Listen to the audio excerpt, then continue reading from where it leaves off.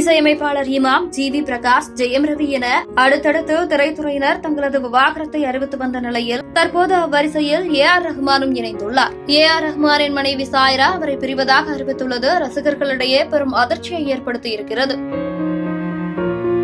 இது தொடர்பாக சாய்ராவின் தரப்பிலிருந்து அவரது வழக்கறிஞர் அறிக்கை ஒன்றை வெளியிட்டுள்ளார். அவ்வறிக்கையில், திருமணமாகி பல வருடங்களுக்கு பிறகு திருமதி சாய்ரா தனது கணவர் திரு ஏ.ஆர். ரஹ்மானிடமிருந்து பிரிந்து செல்லும் கடினமான முடிவை எடுத்துள்ளார்.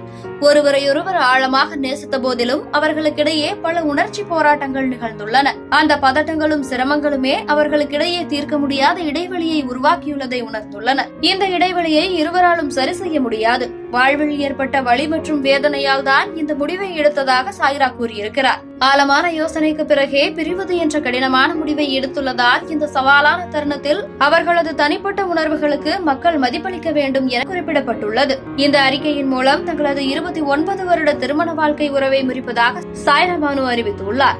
இதனைத் தொடர்ந்து ஏ.ஆர். ரஹ்மானின் மகன் அமீன் தனது இன்ஸ்டா பக்கத்தில், இந்த நேரத்தில் எங்களது தனிப்பட்ட உணர்வுகளுக்கு மதிப்பளிக்குமாறு அனைவரிடமும் கேட்டுக்கொள்கிறோம். புரிந்து கொண்டமைக்கு நன்றி என பதிவிட்டுள்ளார். ஏ.ஆர். ரஹ்மான், சாய்ரா பானு தம்பதியருக்கு 2 மகள்கள், 1 மகன் உள்ள நிலையில் இவர்களின் திடீர் விவாகரத்து ரசிகர்களிடையே பெரும் சோகத்தை ஏற்படுத்தியுள்ளது.